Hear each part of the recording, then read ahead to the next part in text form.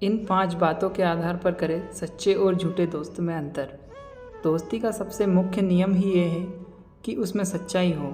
आपका दोस्त आपके प्रति अपने दिल को साफ रखता हो।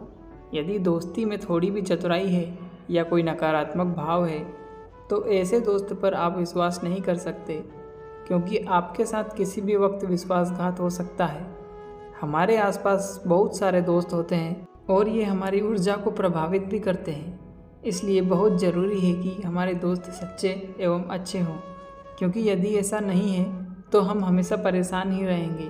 अगली स्लाइड्स के माध्यम से जानते हैं कि किन किन बातों के आधार पर हम सच्चे और झूठे दोस्तों में पहचान कर सकते हैं। पहला, तोड़ता हो विश्वास।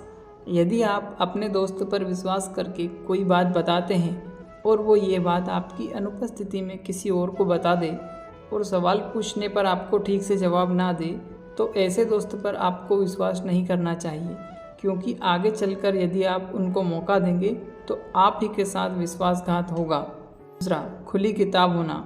यदि आपका दोस्त आपसे अकेले में मन की बात कहता हो तो वह विश्वास करने योग्य है, क्योंकि वह आप पर विश्वास करता है, आपको समझदार व जिम्मेदार मानता है।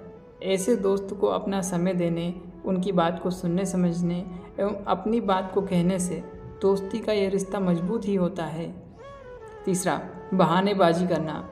आप जब भी अपने दोस्त के साथ कोई योजना बनाते हैं तो यदि वे दूसरों के सामने हाँ करता है या शुरुआत में हाँ कहकर बाद में बहाना बनाकर मना कर देता है, तो ऐसे दोस्त पर कभी भरोसा ना करें।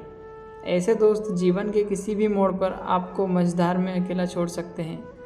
इनसे सतर्क रहना बहुत ज़रूरी है। चौथा, अपनी गलती मान लेना। दोस्तों में लड़ाई झगड़े होना बहुत सामान्य बात है।